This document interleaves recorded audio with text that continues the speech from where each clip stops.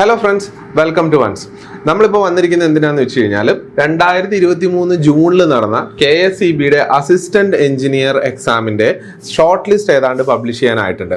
ആ ഷോർട്ട് ലിസ്റ്റിൽ ഉൾപ്പെടാൻ സാധ്യതയുള്ള കാൻഡിഡേറ്റ്സിന് പ്രൊഫൈൽ മെസ്സേജ് വന്നു തുടങ്ങിയിട്ടുണ്ടാവും.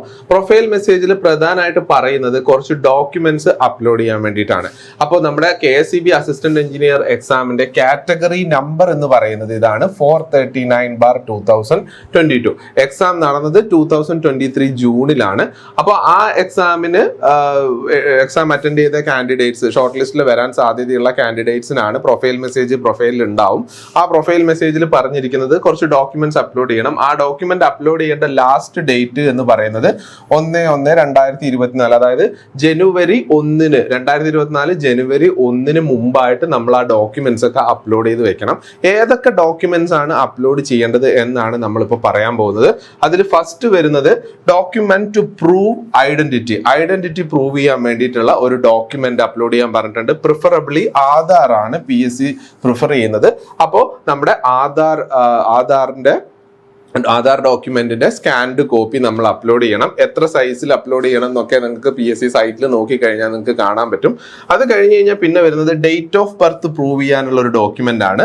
ഡേറ്റ് ഓഫ് ബർത്ത് പ്രൂവ് ചെയ്യാൻ യൂഷ്വലി നമ്മൾ അപ്ലോഡ് ചെയ്യാറ് SSLC സർട്ടിഫിക്കറ്റ് ആണ്. അപ്പോൾ SSLC certificate date of birth prove ചെയ്യാൻ വേണ്ടിയിട്ട് അപ്ലോഡ് ചെയ്യുക. പിന്നെ തേർഡ് ഡോക്യുമെന്റ് ആയിട്ട് അവർ പറയുന്നത് എഡ്യൂക്കേഷണൽ ക്വാളിഫിക്കേഷൻ പ്രൂവ് ചെയ്യാൻ വേണ്ടിയിട്ടുള്ള സർട്ടിഫിക്കറ്റ് ആണ്.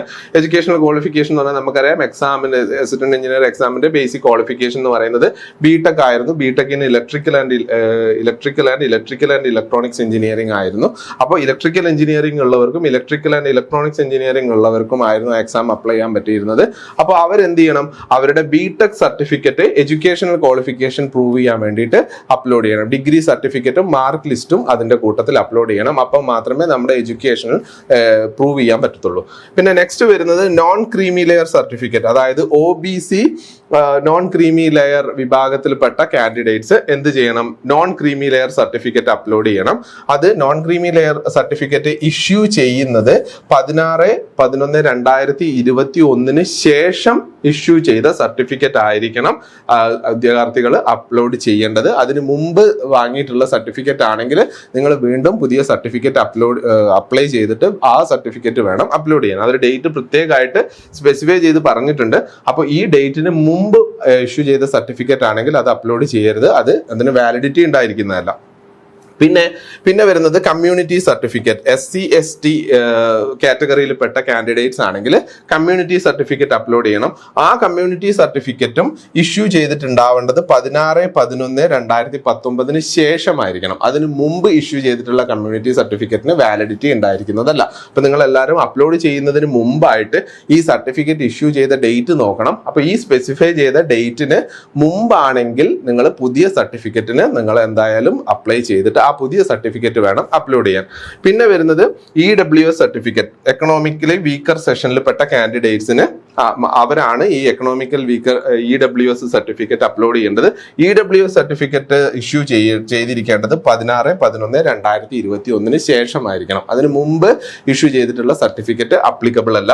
പിന്നെ വരുന്നത് ഗവൺമെന്റ് എംപ്ലോയീസ് ആണെങ്കിൽ, ഗവൺമെന്റ് സർവീസിലുള്ള എംപ്ലോയീസ് ആണെങ്കിൽ സർവീസ് സർട്ടിഫിക്കറ്റും കൂടെ അവർ അപ്ലിക്കേഷന്റെ കൂടെ അപ്ലോഡ് ചെയ്യണം. അപ്പൊ ഇത്രയും ഡോക്യുമെന്റ്സ് മസ്റ്റ് ആയിട്ടും ഈ ജനുവരി 1-ന് മുമ്പായിട്ട് 2024 ജനുവരി 1-ന് മുമ്പായിട്ട് നിങ്ങളുടെ പ്രൊഫൈലിൽ അപ്ലോഡ് ചെയ്തിട്ടുണ്ടായിരിക്കണം.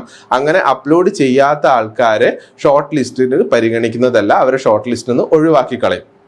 അപ്പോൾ ഈ കാര്യങ്ങളൊക്കെ ശ്രദ്ധിക്കുക. ഈ കാര്യങ്ങളിൽ പിന്നെ പ്രധാനമായിട്ട് ശ്രദ്ധിക്കേണ്ടത്, റിസർവേഷൻ കാറ്റഗറിയിൽപ്പെട്ട കാൻഡിഡേറ്റ്സ് ആണെങ്കിൽ ആ റിസർവേഷൻ പ്രൂവ് ചെയ്യാനുള്ള സർട്ടിഫിക്കറ്റ്സ് എപ്പോഴും പ്രൊഡ്യൂസ് ചെയ്യേണ്ടത് ഈ പറഞ്ഞ ഡേറ്റിന് ശേഷം ഇഷ്യൂ ചെയ്ത സർട്ടിഫിക്കറ്റ് ആണ് നമ്മൾ അപ്ലോഡ് ചെയ്യേണ്ടത്.